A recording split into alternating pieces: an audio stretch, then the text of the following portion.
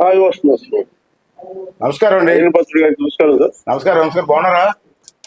బాగున్నాం సార్. ఏమి లేదు, మీరు వస్తారు ఊహించాలి, అందుకని నేను కొంచెం ఏమి లేదు. ఈరోజు నర్సీపట్నం ఓపెన్ చేసాం.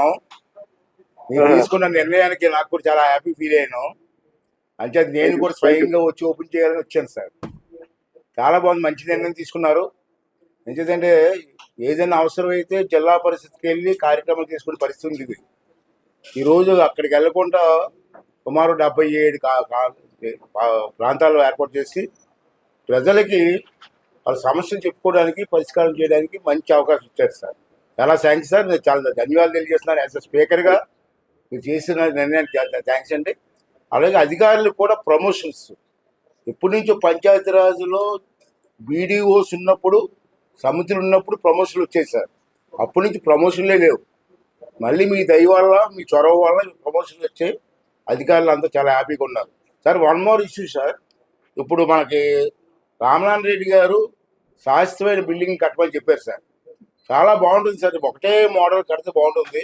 అయితే ఇప్పుడు నా ఆర్థిక పరిస్థితులు ఇబ్బంది కాదు కాబట్టి మినిస్టర్ గారిని తిరుపతి దేవస్థానం నుంచి కొంచెం అప్పు ఇమ్మనండి సార్. అప్పు ఇమ్మనండి సార్. ఒకేసారి మనం బిల్డింగ్ కట్టాలి. రెండోసారి one more last issue sir. NREGA ద్వారా ఎక్కువగా పంట కాలువలకి లైనింగ్, సిమెంట్ లైనింగ్ చేసే అవకాశం కల్పిస్తే లాస్ట్ టైం కల్పించాం మనం. బ్రహ్మాండంగా జరిగింది. ఇరిగేషన్ ఛానల్స్ కి పంట ఈ సిమెంట్ లైనింగ్ చేస్తే వాటర్ ఎక్కడ కూడా వేస్ట్ అవ్వకుండా పొలాల్లోకి వెళ్ళే అవకాశం ఉంటుంది సార్. అది ఒకసారి ఆలోచించేయమని చెప్పి తమ రిక్వెస్ట్ చేస్తూ, మరి మంచి కార్యక్రమం చేసినందుకు మరి మనస్ఫూర్తిగా నా తరఫున, మా నియోజకవర్గ ప్రజల తరఫున, అందరి తరఫున, జిల్లా తరఫున మీకు ధన్యవాదాలు తెలియజేస్తూ సెలవు తీసుకున్నాను సార్. నరేగా డైరెక్టర్ గారు కూడా ఇక్కడ ఉన్నారు సార్. నోట్ చేశాను సార్. అది మీరు చెప్పింది లాస్ట్ ఇది.